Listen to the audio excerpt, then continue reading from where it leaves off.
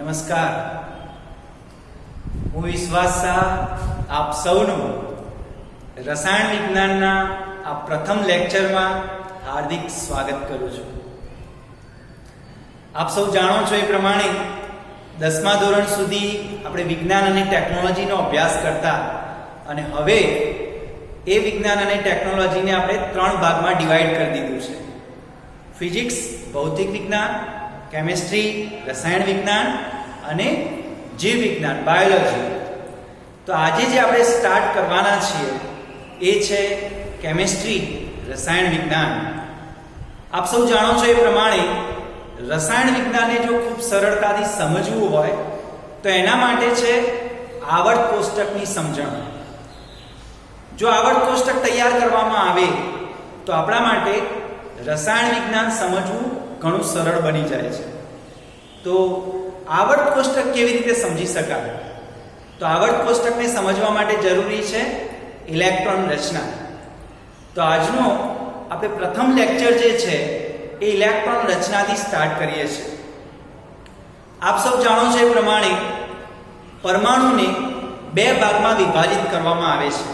એક છે પરમાણુનું કેન્દ્ર, ન્યુક્લિયસ, જેમાં પ્રોટોન અને ન્યુટ્રોન હાજર હોય છે, અને બીજો ભાગ છે ન્યુક્લિયસની આસપાસનો વર્તુળાકાર માર્ગ, જેને આપણે કક્ષા કહીએ છીએ, જ્યાં સતત ઇલેક્ટ્રોન, ઋણ વીજભારિત કણો સતત ગતિ કરતા હોય છે. તો જે પરમાણુમાં ઇલેક્ટ્રોન છે એ ઇલેક્ટ્રોનની જુદી જુદી કક્ષકોમાં ગોઠવણ, એને આપણે કહીશું ઇલેક્ટ્રોન રચના. ફરીથી હું દોહરાવું છું, પરમાણુમાં ઇલેક્ટ્રોનની જુદી જુદી કક્ષકોમાં થતી ગોઠવણ, જેને આપણે કહીશું ઇલેક્ટ્રોન રચના. તો આજનો જે પહેલો લેક્ચર છે એ ઇલેક્ટ્રોન રચના ઉપર આધારિત છે. તો સૌપ્રથમ આપણે સમજીશું કે કક્ષકો કેટલા પ્રકારની છે. તો કક્ષકો મુખ્યત્વે 4 પ્રકારની છે: S કક્ષક, P કક્ષક, D કક્ષક અને F કક્ષક. એમાં અહીંયા મેં S કક્ષક માટે એક બ્લોક દોરેલું છે. તો એનો મતલબ છે S કક્ષકની સંખ્યા 1 છે. P કક્ષકમાં 3 બ્લોક દોરેલા છે, તો P કક્ષકોની સંખ્યા 3 છે. તેવી જ રીતે D કક્ષકોની સંખ્યા 5 છે અને F કક્ષકોની સંખ્યા ટોટલ 7 છે. આપ બીજા ચેપ્ટરમાં શીખશો કે એક કક્ષકમાં વધુમાં વધુ 2 ઇલેક્ટ્રોન સમાવી શકાય. તો એવી રીતે જો હું ગણું તો S કક્ષકની અંદર કક્ષક 1 છે, તો એકની અંદર વધુમાં વધુ 2 ઇલેક્ટ્રોન સમાવી શકાશે. તો P કક્ષકમાં વધુમાં વધુ 6 ઇલેક્ટ્રોન સમાવી શકાશે, કારણ કે ટોટલ કક્ષકો 3 છે. જ્યારે D કક્ષકમાં ટોટલ કક્ષકો 5 છે, એટલે વધુમાં વધુ 10, અને F કક્ષકોની અંદર વધુમાં વધુ 14 ઇલેક્ટ્રોન સમાવી શકાશે. આપ સૌ વધુમાં વધુનો અર્થ તો જાણો જ છો. P કક્ષકમાં માની લો 6 ઇલેક્ટ્રોન વધુમાં વધુ સમાવી શકાય, એનો અર્થ છે P કક્ષકમાં 6 કરતા ઓછા ઇલેક્ટ્રોન ભરી શકાશે, પણ 6 કરતા વધારે ઇલેક્ટ્રોન ભરી શકાશે નહીં. હવે ઇલેક્ટ્રોન રચનામાં ઇલેક્ટ્રોન છે એ સૌપ્રથમ કઈ કક્ષકમાં દાખલ કરવાનો, તો એના માટેના જે પોઈન્ટ છે એને હવે સમજીએ. તો સૌપ્રથમ કઈ કક્ષકમાં ઇલેક્ટ્રોન દાખલ કરવો એના માટે આ એક ફોર્મ્યુલો તમારે તૈયાર કરવો પડશે. તો મેં શું કર્યું છે, સૌથી પહેલી S કક્ષક લીધેલી છે, પછી 2 કક્ષકો sp, પછી 3 કક્ષકો sp d, આ ક્રમમાં લેવાનું છે, પછી 4 કક્ષકો sp d f. કેવી રીતે ગયા? 1 2 3 4, પછી જવાનું 4 3 2 1. તો આ પ્રમાણે જઈશું. તો આને હવે સમજીએ.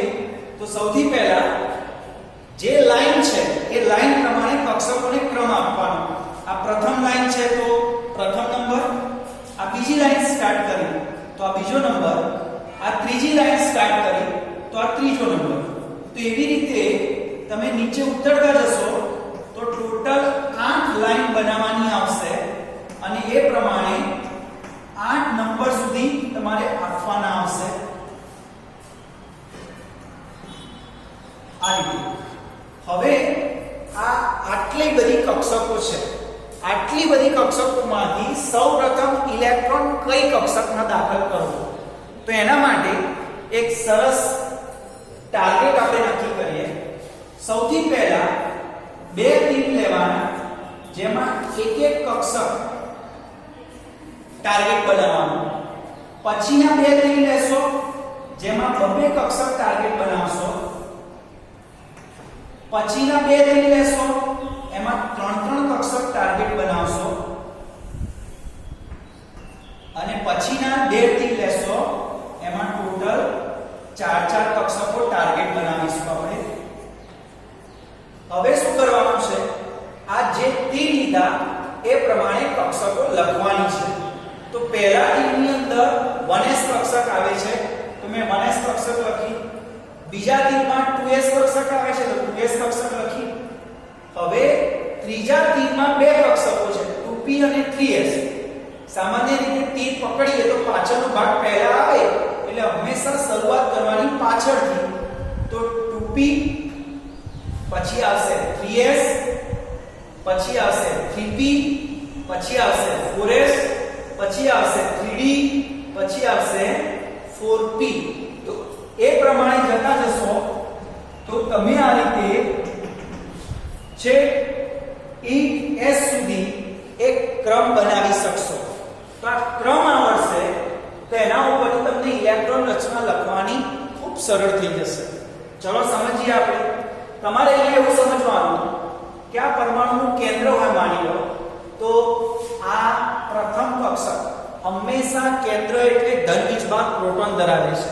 તો પરમાણુ સ્થાયી ક્યારે રહેશે, તો જે ઇલેક્ટ્રોન છે, ઋણ વીજભારિત કણ છે, એ જેટલો શક્ય બને એટલો ધન વીજભારની નજીક રાખવાનો. તો હંમેશા કોઈ પણ તત્વમાં ઇલેક્ટ્રોન ભરવાની શરૂઆત 1s કક્ષકથી થશે. ચલો 1s કક્ષક સંપૂર્ણ ભરાઈ જાય તો પછી ઇલેક્ટ્રોન મૂકવાના 2s માં. તો પાછો નવો પ્રશ્ન આવ્યો, 1s કક્ષક સંપૂર્ણ ભરાઈ જાય ખબર કેવી રીતે પડે, તો મેં હમણાં જ કીધું એ પ્રમાણે s કક્ષકની સંખ્યા 1 છે, માટે એમાં તમે 2 ઇલેક્ટ્રોન ભરશો એટલે s કક્ષક ભરાઈ જશે. પછી 2s, તો 2s કક્ષક ફરી વખત s કક્ષક આવી તો s કક્ષકની સંખ્યા 1, 2 ઇલેક્ટ્રોન ભરશો તો એ સંપૂર્ણ ભરાઈ જશે. તો આપણે એક એક સમજીએ છીએ એટલે તમને ઇલેક્ટ્રોન રચના આવડી જશે. સૌપ્રથમ તત્વ છે આવર્ત કોષ્ટકમાં હાઇડ્રોજન, જેનો પરમાણુ ક્રમાંક છે 1. એક પરમાણુ ક્રમાંકનો અર્થ થાય છે તેમાં એક ઇલેક્ટ્રોન છે. હવે એક ઇલેક્ટ્રોન હોય તો કક્ષકો તો ઘણી બધી છે, એ બધી કક્ષકોમાંથી ઇલેક્ટ્રોન કઈ કક્ષકમાં હું દાખલ કરીશ, તો યાદ રાખવાનું ઇલેક્ટ્રોન ભરવાની શરૂઆત હંમેશા 1s થી જ કરવી. તો આ શું થયું, 1s એ કક્ષક છે અને એમાં જે ઉપર લખ્યું છે એ ઇલેક્ટ્રોન છે. તો હાઇડ્રોજન પરમાણુની ઇલેક્ટ્રોન રચના પૂછાય તો લખવાનું આવશે 1s1. ધેટ મીન્સ હાઇડ્રોજન પરમાણુમાં 1s કક્ષકમાં એક ઇલેક્ટ્રોન હાજર છે. તેવી જ રીતે હિલિયમ, એનો નંબર 2 છે, 2 નંબર છે, માટે શું કરશો તમે 1s2. 1s કક્ષકમાં 2 ઇલેક્ટ્રોન ભરવાના. ચલો એવી રીતે લિથિયમ, હવે લિથિયમમાં 3 ઇલેક્ટ્રોન છે, તો 1s કક્ષકમાં 3 ઇલેક્ટ્રોન ભરી શકાશે, તો ના. કેમ નહીં ભરી શકાય, કારણ કે s કક્ષકમાં વધુમાં વધુ તમે કેટલા ઇલેક્ટ્રોન ભરી શકશો, 2 જ. માટે 1s કક્ષકમાં 2 ઇલેક્ટ્રોન ભરશો, 2s કક્ષકમાં 1 ઇલેક્ટ્રોન ભરશો, એટલે ટોટલ થઈ જશે 3 ઇલેક્ટ્રોન. ચલો એવી રીતે બેરિલિયમ 4 નંબર, તો શું લખશો, 1s કક્ષકમાં 2, 2s કક્ષકમાં 2, ટોટલ 4 ઇલેક્ટ્રોન થઈ ગયા. બોરોન 5 નંબર, તો 5 નંબરમાં શું કરશો, 1s કક્ષકમાં 2, 2s કક્ષકમાં 2, 2s 3 નહીં થઈ શકે, યાદ રાખજો s કક્ષકમાં વધુમાં વધુ 2 જ ઇલેક્ટ્રોન ભરી શકાશે.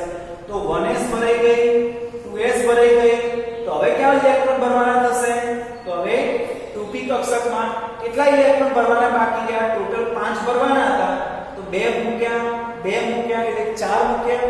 હવે એક ઇલેક્ટ્રોન ભરવાનો બાકી રહ્યું તો 2p માં એક ઇલેક્ટ્રોન મૂકી દઈશું. ત્યાર પછી કાર્બન 6 નંબર, તો 6 એટલે શું થશે? 1s માં 2, 2s માં 2, ટોટલ 4 થયા. 6 ભરવાના હતા, 2 બાકી રહ્યા, 2p માં 2 મૂકી દો, 6 ઇલેક્ટ્રોન થઈ ગયા. નાઇટ્રોજન નંબર 7 છે, તો 7 નંબરમાં શું કરશો? 1s2, 2s2, 2p3. ફરીથી એક પ્રશ્ન ઉત્પન્ન થશે, સર તમે s માં વધુમાં વધુ 2 મૂક્યા તો p માં કેમ 3 મૂક્યા? તો યાદ રાખો p કક્ષકો ટોટલ 3 છે, એટલે વધુમાં વધુ એમાં 6 ઇલેક્ટ્રોન ભરી શકાય. 6 થી વધારે નહીં ભરી શકાય, પણ 6 સુધી ભરી શકાશે. તો અહીંયા 3 મૂકવામાં વાંધો નથી. ચલો ઓક્સિજન 1s2, 2s2, ટોટલ 8 કરવાના હતા, 4 થયા, બાકીના 4 8 થઈ ગયા. Fluorine 9 number, 1s2, 2s2, 2p5, 2 2 4 5 9 થઈ ગયા.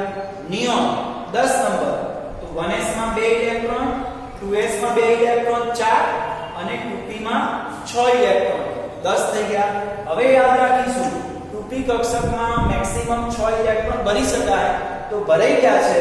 હવે જો 11 નંબરનું તત્વ આવશે સોડિયમ, તો સોડિયમમાં તમે 2p7 કરી શકશો નહીં. તો એમાં જો કેવી રીતે કરીશું? ચલો 11 ઇલેક્ટ્રોન ભરવાના છે, તો 1s2 2, 2s2 4, 2p6 એટલે 4 ના 6 10. હવે એક ઇલેક્ટ્રોન ભરવાનો બાકી રહ્યો, તો 2p કક્ષક ભરાઈ જાય પછી ક્યાં ઇલેક્ટ્રોન મૂકવાનો? 3s કક્ષકમાં, તો 3s1 એટલે ટોટલ થઈ ગયા 11 ઇલેક્ટ્રોન. ચલો મેગ્નેશિયમ 12 નંબર, તો 1s2, 2s2 4, 2p6 4 ને 6 10 અને 3s માં 2 મૂકી દો, તો 12 થઈ ગયા. એટલે ટૂંકમાં તમને આટલો ખ્યાલ આવી જવો જોઈએ. 1s કક્ષકમાંથી શરૂઆત કરવાની. 1s ભરાઈ જાય તો 2s ઉપર જવાનું, 2s ભરાઈ જાય તો 2p ઉપર જવાનું, 2p ભરાઈ જાય તો 3s ઉપર જવાનું, 3s ભરાઈ જાય તો 3p ઉપર જવાનું. ટૂંકમાં ક્રમશઃ આપણે એક એક ઇલેક્ટ્રોન ભરતું જવાનું, એક એક કક્ષક ભરતી જવાની. કક્ષકો ભરાઈ જાય પછી નવી કક્ષકોનો ઉપયોગ કરવાનો. ચલો aluminium 13 number, 1s2, 2s2, 2p6 10 electron થયા ટોટલ 10, 3s2 12, s ફરીથી આવી એટલે એમાં મેક્સિમમ 2 જ ઇલેક્ટ્રોન ભરી શકાશે, તો 12 થયા. અને હવે ભરીશું શેમાં? 3p માં, તો એક ઇલેક્ટ્રોન આવશે 13. ચલો તો અહીંયા સુધી 13 થયા, તો હવે 14 નંબર ભરવાનો હોય તો 14મો ઇલેક્ટ્રોન ક્યાં હશે? તો 3p માં મૂકી દો 2 ઇલેક્ટ્રોન એટલે થઈ ગયા 14 ઇલેક્ટ્રોન.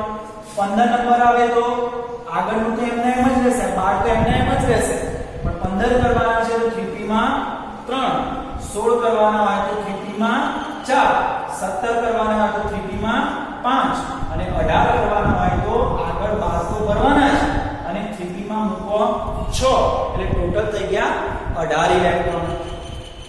હવે 19 નંબર પોટેશિયમ 9 તત્વ લઈએ છે, તો 3p જ્યારે ભરાઈ જાય પછી તમે ઇલેક્ટ્રોન ક્યાં મૂકશો? 4s માં. હવે તમારા મનમાં એક પ્રશ્ન થશે, સર 1s ભરાઈ ગયું એટલે પહેલી કક્ષા ભરાઈ ગઈ, પછી તમે 2s અને 2p ભરી, એટલે જ્યાં સુધી બીજા નંબરની કક્ષા ભરાતી હતી ત્યાં સુધી તમે ત્રીજા નંબરની કક્ષાને ધ્યાનમાં ના લીધી. બીજી કમ્પ્લીટ ભરાઈ જાય છે પછી ત્રીજી લઈએ છે, તો ખરેખર તો નિયમ એવો હોવો જોઈએ કે ત્રીજી ભરાઈ જાય પછી જ ચોથી સ્ટાર્ટ કરવી જોઈએ. તો અહીંયા ત્રીજી તો મેં બાકી રાખી, તો આવું કેમ? તો એને સમજીએ આપણે. ચલો 19 નંબર એટલે પોટેશિયમનો વિચાર કરો તો પોટેશિયમના કેન્દ્રમાં 19 પ્રોટોન હશે. હવે 19 ઇલેક્ટ્રોન ભરવાના, તો 1s માં 2, 2s માં 2, 2p માં 6 એટલે ટોટલ 10 થયા, 3s માં 2 એટલે 12 થયા, 3p માં 6 એટલે 18 થયા. 18 સુધી આપણે જે ક્રમમાં શીખ્યા છે એ પ્રમાણે મેં ભરી દીધા. હવે ખરેખર એક ઇલેક્ટ્રોન મારે ભરવાનો આવતો તો 3d માં, એટલે કે ત્રીજા શક્તિ સ્તરમાં. ત્રીજું શક્તિ સ્તર ભરાય નહીં ત્યાં સુધી ચોથા શક્તિ સ્તરમાં જવાય નહીં. તો શા માટે મેં અહીંયા 3p પછી 4s માં મૂક્યો, 3d માં કેમ ના મૂક્યો? ત્રીજું શક્તિ સ્તર ખાલી રાખીને ફોરેસમાં કેમ દાખલ કર્યો? તો એ હવે આપણા માટેનો પ્રશ્ન છે. અહીંયા જુઓ 1s થી તમે શરૂ કરો અને 3p સુધી જાઓ તો ટોટલ ઇલેક્ટ્રોન 18 છે. બને છે એવું કે અહીંયા બે પ્રકારના બળ આવશે. જે કેન્દ્ર છે એ ઇલેક્ટ્રોનને આકર્ષવાનો પ્રયત્ન કરશે કારણ કે પ્રોટોન છે, પણ જે ભરેલી કક્ષકના ઇલેક્ટ્રોન છે આ ઇલેક્ટ્રોન ઇલેક્ટ્રોનને શું કરશે? અપાકર્ષણ કરશે, એટલે કે દૂર ધકેલશે. તો કેન્દ્ર આકર્ષવાનો પ્રયાસ કરશે, ઇલેક્ટ્રોન અપાકર્ષણ કરવાનો પ્રયાસ કરશે. તો ઓવરઓલ આકર્ષણ કરતા અપાકર્ષણ વધારે હશે તો ઇલેક્ટ્રોન દૂર જશે, અને અપાકર્ષણ કરતા આકર્ષણ વધારે હશે તો ઇલેક્ટ્રોન નજીક આવશે. અહીંયા બને છે એવું કે 18 ઇલેક્ટ્રોનનું જે અપાકર્ષણ છે એ આના ઉપર વધારે જોવા મળે છે. પરિણામે આ 3D કક્ષક એ દૂર ધકેલી જાય છે. ક્યાં જતી રહે છે? તો 4s અને 4p ની વચ્ચે જતી રહે છે. એટલે પરિણામે હવે કેન્દ્રની નજીક કઈ કક્ષક આવી ગઈ? તો 4s આવી ગઈ. આપણે આગળ શીખ્યા એ પ્રમાણે ઇલેક્ટ્રોન ક્યાં ભરાશે? તો સૌથી કેન્દ્રની શક્ય બને એટલી નજીક ભરાશે. તો તમે વિચારો, મેં અહીંયા 3D કક્ષકમાં ઇલેક્ટ્રોન જે હતા એ અપાકર્ષણના કારણે 3D કક્ષક જો દૂર જતી રહે તો હવે કેન્દ્રની નજીક કઈ થઈ ગઈ? તો 4s કક્ષક થઈ ગઈ. તો આ 3D નો ઇલેક્ટ્રોન ક્યાં ભરાશે? તો 4s માં ભરાશે. તો શા માટે મેં 3D માં ઇલેક્ટ્રોન 19 નો ના મૂક્યો અને 4s માં કેમ મૂક્યો? એનું કારણ શું છે? તો ભરેલી કક્ષકના જે 18 ઇલેક્ટ્રોન હતા એ આ 3D ના ઇલેક્ટ્રોનને અપાકર્ષણ કરે છે. તો હવે પ્રશ્ન નવો થશે કે શું ભરેલી કક્ષકના ઇલેક્ટ્રોન 4s ના ઇલેક્ટ્રોનને અપાકર્ષણ નહીં કરે? તો નહીં કરે. શું કારણ? તો આ 3D જે છે 18 થી નજીક હતી, જ્યારે 4s કક્ષક છે એ 18 ઇલેક્ટ્રોન કરતા દૂર છે, તો ત્યાં એનું અપાકર્ષણ ઓછું લાગુ પડે છે. એટલા માટે મેં ત્રીજું શક્તિ સ્તર કમ્પ્લીટ કરવાને બદલે પહેલા ઇલેક્ટ્રોન ક્યાં મૂકી દીધો? 4s માં મૂકી દીધો. એટલે જુઓ 19 નંબરમાં કેવી રીતે ઇલેક્ટ્રોન રચના થશે? 1s2 2 2s2 2 બીજા 4 2p6 4 ને 6 10 3s2 12 3p6 18. હવે ઇલેક્ટ્રોન મૂકવાનો હતો તો 3p પછી ક્યાં મૂક્યો આપણે? 4s માં મૂક્યો એટલે 19. ચલો કેલ્શિયમ ઉપર આવીએ તો કેલ્શિયમમાં ટોટલ નંબર ઓફ ઇલેક્ટ્રોન 20 છે. તો 2 4 6 8 સોરી 2 4 10 12 18 અને 4s માં મૂકીશું 20 એટલે ટોટલ 20 ઇલેક્ટ્રોન ભરાઈ ગયા. હવે સ્ટાર્ટ કરીએ છીએ સ્કેન્ડિયમ 21 નંબરનું તત્વ. તો 21 નંબરના તત્વમાં શું થશે? 1s2 2s2 2p6 3s2 3p6 આ ક્રમ પ્રમાણે જશો એટલે 4s2 20 થઈ ગયા. હવે 21 નો ઇલેક્ટ્રોન ક્યાં ભરવાનો આવશે? તો 4s ભરાઈ જાય પછી 3d માં કે 4p માં? તો કેન્દ્રની નજીક કોણ છે? તો 3d છે, માટે ઇલેક્ટ્રોન ભરાશે ક્યાં? 3d માં ભરાશે. તો મેં આ એક ઇલેક્ટ્રોન 3d માં મૂક્યો. પણ બને છે એવું કે હવે તમે 21 નંબર ઉપર પહોંચ્યા એટલે કેન્દ્રમાં પ્રોટોન પહેલા કરતા વધે છે. સ્વાભાવિક છે, પ્રોટોનની સંખ્યા વધશે તો શું થશે? આકર્ષણ વધશે. તો જે 3D કક્ષક આ 18 ઇલેક્ટ્રોનના અપાકર્ષણના કારણે કેન્દ્રથી દૂર ગઈ હતી એ જ 3D કક્ષક હવે પ્રોટોન સંખ્યા વધવાના કારણે કેન્દ્રની નજીક આવી જશે. એટલે હંમેશા યાદ રાખજો 3p પછી ભરાશે ઇલેક્ટ્રોન સૌપ્રથમ 4s માં, પણ 4s ભરાઈ જાય પછી મૂકવાના છે ઇલેક્ટ્રોન 3d માં. પણ 3d લખવાની ક્યાં થશે? આગળ. તો પહેલા પાછળ કેમ ગઈ હતી? 4s પછી કેમ ગઈ હતી? અપાકર્ષણના કારણે. હવે 3d કક્ષક આગળ કેમ આવી? તો કેન્દ્રમાં પ્રોટોનની સંખ્યા વધી, આકર્ષણ વધ્યું, માટે 3d કક્ષક આગળ લખી. તો લખાશે કેવી રીતે? તો 2 4 અને 6 10 અને 12 અને 6 18 18 ને 2 20 20 પછી 3d 12 લખવાની જગ્યાએ લખવાની છે આગળ. એટલા માટે 21 થઈ ગયા. તો આ પ્રમાણે ઇલેક્ટ્રોન રચના લખતું જવાનું છે. બરાબર. હવે તમારા મનમાં એક પ્રશ્ન થશે કે સર જેમ જેમ પરમાણુ ક્રમાંક વધતા જાય છે તેમ આ કક્ષકો તો બહુ જ વધારે લખવાની થાય છે. તો આના સિવાય બીજી કોઈ શોર્ટ ટ્રીક નથી જેના આધારે આપણે ટૂંકી ઇલેક્ટ્રોન રચના લખીએ? તો હા, એવી એક શોર્ટ ટ્રીક પણ છે. તો હવે પછીની જે ઇલેક્ટ્રોન રચનાઓ છે એ આપણે શોર્ટ ટ્રીક થી સમજીએ. તો શોર્ટ ટ્રીક સમજતા પહેલા મારે તમને એક વસ્તુ બીજી શીખવાની પડશે. 10મા ધોરણ સુધી આપ સૌ અભ્યાસ કરીને આવ્યા છો એ પ્રમાણે આવર્ત કોષ્ટકમાં જે છેલ્લો સમૂહ છે, ઊભી લાઈન, સમૂહ એટલે ઊભી લાઈન, 18મો સમૂહ, જેમાં helium, neon, argon, krypton, xenon, radon, આ જે તત્વો છે એ નિષ્ક્રિય તત્વો છે. નિષ્ક્રિય તત્વો કોને કહેવાય? તો જે તત્વો સામાન્ય રીતે બીજા તત્વો સાથે પ્રક્રિયા કરતા ન હોય તેવા તત્વોને નિષ્ક્રિય તત્વો કહીશું. તો શા માટે આ તત્વો બીજા તત્વો સાથે પ્રક્રિયા નથી કરતા?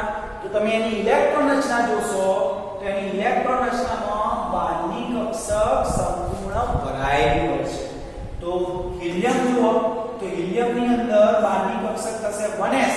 તો 1s માં 2 ઇલેક્ટ્રોન મૂકો, s માં 2 ઇલેક્ટ્રોન મૂકો તો સંપૂર્ણ ભરેલી કહેવાશે. ચલો, એવી રીતે તમારા મનમાં પ્રશ્ન થશે કે લિથિયમની અંદર પણ સર 1s ભરાઈ ગઈ છે તો એ નિષ્ક્રિય તત્વ ન કહેવાય? ના કહેવાય. કેમ ના કહેવાય? કારણ કે એમાં 1s એ અંદરની કક્ષા ગણાશે, 2s એ બહારની કક્ષા ગણાશે. તો બહારની કક્ષા સંપૂર્ણ ભરાયેલી હોવી જોઈએ. તો અહીંયા 2s ભરાયેલી નથી, નિષ્ક્રિય ના કહેવાય. ચલો સર, અહીંયા તો ભરેલી છે, બેરિલિયમ નિષ્ક્રિય કહેવાશે? તો નહીં કહેવાય. અહીંયા શું યાદ રાખવાનું છે? બીજા નંબરની કક્ષા જ્યારે તમે લેશો તો બીજા નંબરની કક્ષામાં બે કક્ષકો લેવી પડશે, 2s અને 2p. પહેલા નંબરમાં કેમ એક જ લીધી? તો પહેલા નંબરમાં ખાલી એક જ કક્ષક આવે છે, ખાલી 1s. તો બીજા નંબરની બે કક્ષકો વિચારવાનું. તો અહીંયા 2s ભરેલી છે ખરી, પણ 2p લખું તો 2p માં કોઈ ઇલેક્ટ્રોન નથી. તો 2s અને 2p ભરાઈ જાય તો એવી કક્ષક કઈ આવશે? તો 2s અને 2p ભરાઈ જશે એવું તત્વ આવશે નિયોન. ચલો, એવી રીતે આગળ વિચારો. 3s અને 3p ભરાઈ જાય એવું તત્વ કયું આવશે? તો 3s ભરેલી છે પણ 3p નથી ભરાયેલી. તો 3s અને 3p ભરાઈ જાય તો એવું તત્વ આવશે આર્ગોન. તો આપણે જે તત્વો લખેલા છે એમાંથી જો નિષ્ક્રિય તત્વો બોર્ડ ઉપર લખેલા તત્વોમાંથી જોઈએ તો 3 ગણાય છે, હિલિયમ, નિયોન અને આર્ગોન. ચલો, હવે આ તત્વોના આધારે તમારે બીજી ઇલેક્ટ્રોન રચના શીખવાની છે. સૌથી પહેલા હું સ્કેન્ડિયમનો જ તમને શીખવાડી દઉં. તમારે સૌથી પહેલા શું કામ કરવાનું? તો જેનો પરમાણુ ક્રમાંક છે એને તમારે જુદી જુદી કક્ષા પ્રમાણે ઇલેક્ટ્રોનની વહેંચણી કરી દેવાની. તો સ્કેન્ડિયમમાં 21 નંબર છે. ચલો, પહેલીમાં તો 2, પછી બીજામાં ટોટલ કેટલા ઇલેક્ટ્રોન છે? તો 8. અહીંયા ત્રીજામાં ટોટલ કેટલા ઇલેક્ટ્રોન છે? તો 8. અને બહારની કક્ષાઓ જે છે એમાં ટોટલ ઇલેક્ટ્રોન કેટલા છે? તો 3. તમને યાદ હશે ગયા વર્ષ સુધી તમે ઇલેક્ટ્રોન રચના લખતા હતા તો ધારો કે સોડિયમની ઇલેક્ટ્રોન રચના લખતા હતા તો આવી રીતે નતા લખતા. સોડિયમમાં શું કરતા હતા? તો 2, 8, 1 એવી રીતે લખતા હતા. તો તમારે યાદ રાખી લેવાનું, આ આપણા માટે એક ક્રમ છે. 2, 8, 8, 18, 18, 32, 32. તો એ પ્રમાણે જોશો તો 2, 8, 8, 18 અને 21 કરવાના છે. તો 3 બાકી રહ્યા તો 21. એવી રીતે અહીંયા કરશો તો શું થશે? 22 કરવાના થાય. તો પહેલામાં 2, બીજામાં 8, ત્રીજામાં 8, 18 અને ચોથામાં 4, 22.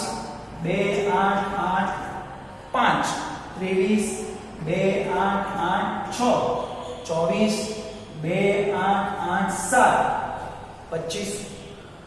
હવે શું કરીશું? તો સૌપ્રથમ જે તત્વની તમારી ઇલેક્ટ્રોન રચના લખવાની હોય એની આગળનું નિષ્ક્રિય તત્વ વિચારો. તો સ્કેન્ડિયમની આગળ નિષ્ક્રિય તત્વ કયું આવશે? તો આર્ગોન. તો હું પહેલા શું લખીશ? એના માટે આર્ગોન લખી દઈશ. ચલો આર્ગોન લખ્યું એટલે કેટલા ઇલેક્ટ્રોન ભરાઈ ગયા? તો જુઓ આર્ગોન એટલે વાસ્તવમાં શું છે 1s2 2s2 2p6 3s2 3p6. તો અહીંયા પણ 1s2 2s2 2p6 3s2 3p6 એટલે આટલા 18 ઇલેક્ટ્રોન હું આર્ગોન લખું એટલે વાસ્તવમાં લખાઈ ગયા કહેવાશે. તો હવે બાકી કેટલા રહ્યા? તો 2 8 8 18 તો ભરાઈ ગયા. તો બાકી કેટલા રહ્યા? 3. તો એ 3 ક્યાં મૂકવાના? તો કઈ લાઈનમાં આવે છે? આ પહેલી, બીજી, ત્રીજી અને ચોથી લાઈનમાં આવે છે. તો કોઈ પણ કક્ષાની શરૂઆત તમે S થી જ કરશો. તો ક્યાં આગળ વળશો? તો S માં. તો 18 આર્ગોનના 4s2 18 ને 2 20. હવે 4s ભરાઈ જાય પછી ક્યાં પડશો? તો 3d માં કેટલા મૂકીશું? તો 20 અને 1 21. તો જોઈ લો આટલું હતું આર્ગોન. તો જે બાકી રહ્યું એ મેં અહીંયા લખી દીધું.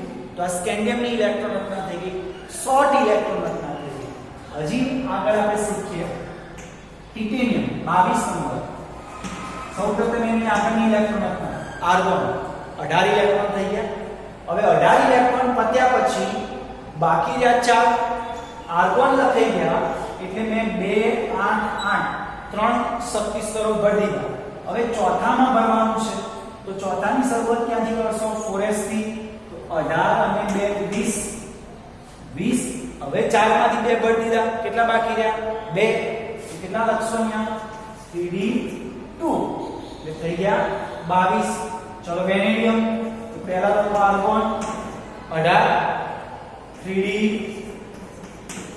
આર્ગોન 18 ને પછી 4s માં 2 20 અને અહીંયા 3 23. એવી જ રીતે મેંગેનીઝ હોય તો આર્ગોન 18 પહેલા ભરીશું 4s2 20 અને પછી આવશે 3d માં 5 તો થઈ જશે 25. હવે ક્રોમિયમની ઇલેક્ટ્રોન રચના. પહેલા હું ખોટી ઇલેક્ટ્રોન રચના લખું છું અને પછી એમાં આપણે થોડો સુધારો કરી સાચી ઇલેક્ટ્રોન રચના લખીએ છીએ. તો આપણા ક્રમ પ્રમાણે જોઈએ તો 24 નંબર હોય તો કેવી રીતે લખાય? તો 2 8 8 18 થઈ ગયા. આર્ગોન લખી દીધું. હવે 6 બાકી જાય. તો 6 એને ચોથા શક્તિ સ્તરમાં મૂકશો તો 4s2 કેટલા થયા? 2. હવે બાકી ગયા 4 તો 3d4 તો થઈ ગયા 24. તો આ ક્રમ પ્રમાણે આપણે ઇલેક્ટ્રોન રચના લખી દીધી. પરંતુ વાસ્તવમાં ક્રોમિયમની ઇલેક્ટ્રોન રચના આ ખોટી છે. એની જગ્યાએ જે સાચી ઇલેક્ટ્રોન રચના છે એ છે આર્ગોન 3d5 4s1. કેમ આ ઇલેક્ટ્રોન રચના બદલી કાઢી? તેનું થોડું કારણ સમજીએ આપણે. હંમેશા કોઈ પણ તત્વ સ્થાયી થવાનો પ્રયાસ કરતું હોય છે અને તત્વ સ્થાયી ક્યારે હોય છે? તો જ્યારે તેની કક્ષકો સંપૂર્ણ ભરાયેલી હોય અથવા તો અર્ધ ભરાયેલી હોય ત્યારે તે તત્વ સ્થાયી થાય. ચલો વિચારો 4s કક્ષકમાં કેટલા ઇલેક્ટ્રોન ભરેલા હોય તો સંપૂર્ણ ભરાયેલી કહેવાય કે અર્ધ ભરાયેલી કહેવાય? તો જો s કક્ષક 1 છે. જો s કક્ષકમાં 2 ઇલેક્ટ્રોન મૂકેલા હોય તો એ સંપૂર્ણ ભરાયેલી કહેવાય અથવા હું 1 ઇલેક્ટ્રોન મૂકીશ તો એ અર્ધ ભરાયેલી કહેવાય. તેવી જ રીતે d કક્ષકો ટોટલ 5 છે. તો 5 ની અંદર હું 10 ઇલેક્ટ્રોન મૂકીશ તો એ સંપૂર્ણ ભરાયેલી કહેવાય અને 5 ઇલેક્ટ્રોન મૂકીશ તો હું અર્ધ ભરાયેલી કહીશ. હવે અહીંયા કરું છું શું? 4s માંથી 1 ઇલેક્ટ્રોન હું અહીંયા લઈ લઉં છું. તો 4s માં 2 ની જગ્યાએ થઈ ગયા 1. ચલો વિચારો સ્થિરતામાં કંઈ ફરક પડશે? તો પહેલા 4s માં 2 ઇલેક્ટ્રોન હતા તો s માં 2 હોય તો સંપૂર્ણ ભરાયેલી કહેવાય અને પછી 4s માં 1 ઇલેક્ટ્રોન થઈ ગયો તો 1 ઇલેક્ટ્રોન અર્ધ ભરાયેલી કહેવાય. તો આનો 1 ઇલેક્ટ્રોન હું આગળ લઈ જાઉં તો 4s પહેલા સંપૂર્ણ હતી પછી અર્ધ ભરાયેલી હતી પણ બંને સ્થિતિમાં તે સ્થાયી તો ગણાશે જ. પરંતુ 3d નો વિચાર કરો. 3d માં પહેલા 4 હતા તે અર્ધ ભરાયેલી ન હતી પરંતુ 4s માં 1 ઇલેક્ટ્રોન આગળ લાવો તમે તો હવે થઈ જાય 3d5. તો 3d5 એટલે શું થઈ ગયું? તો d કક્ષકમાં 10 ઇલેક્ટ્રોન હોય તો સંપૂર્ણ ભરાયેલી કહેવાય, 5 ઇલેક્ટ્રોન હોય તો અર્ધ ભરાયેલી કહેવાય. તો 3d માં 5 ઇલેક્ટ્રોન મૂકશો તો શું થશે? 3d અર્ધ ભરાઈ જાય છે માટે તેની સ્થાયીતા વધે છે. આથી ક્રોમિયમની ઇલેક્ટ્રોન રચના argon core 3d4 4s2 cancel એ નહીં ગણાય, પણ એની જગ્યાએ 3d5 4s1 થશે. તો એવી જ રીતે તમે બીજા તત્વોની પણ ઇલેક્ટ્રોન રચના વિચારી શકો. તો 30 નંબર સુધી આપણે આ ઇલેક્ટ્રોન રચના વિચારી શકીએ. હવે જો 26 નંબર આવશે તો શું થશે? આર્ગોન એટલે 18, 4s2 20 અને 3d6 26 થશે. એવી રીતે 27 આવે તો 3d7 આવશે, 28 નિકલ આવશે તો 3d8 આવશે. પણ કોપર આવશે 29 નંબર આવશે તો આપણે 29 નંબરનો વિચાર કરીએ. કોપરનો વિચાર કરીશું તો કોપરમાં શું આવશે? તો વિચારો 2 8 8 18 અને 11 29 થયા. તો પહેલા મેં લખી એની આગળનું નિષ્ક્રિય તત્વ એટલે આર્ગોન. આર્ગોન લખ્યું એટલે 18 ભરાઈ ગયા.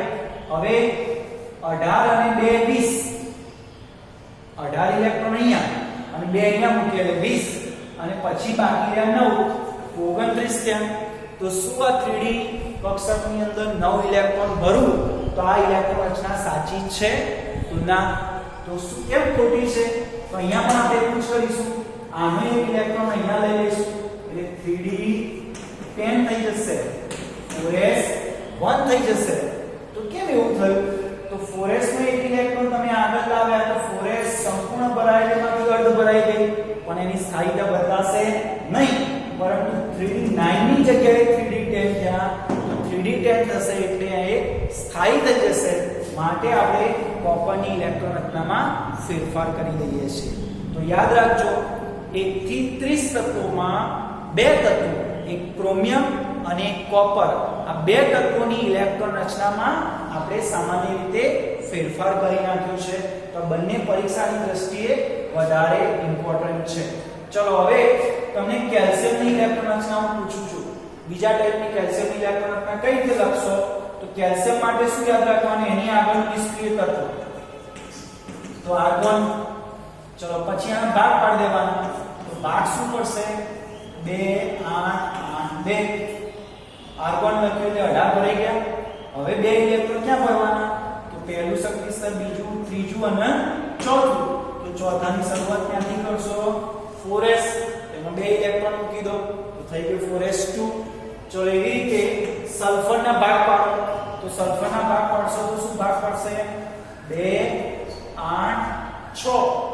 ચલો એની આગળનું નિષ્ક્રિય તત્વ કયું આવશે? તો આર્ગોન નહીં આવે. એની આગળનું નિષ્ક્રિય તત્વ નિયોન આવશે.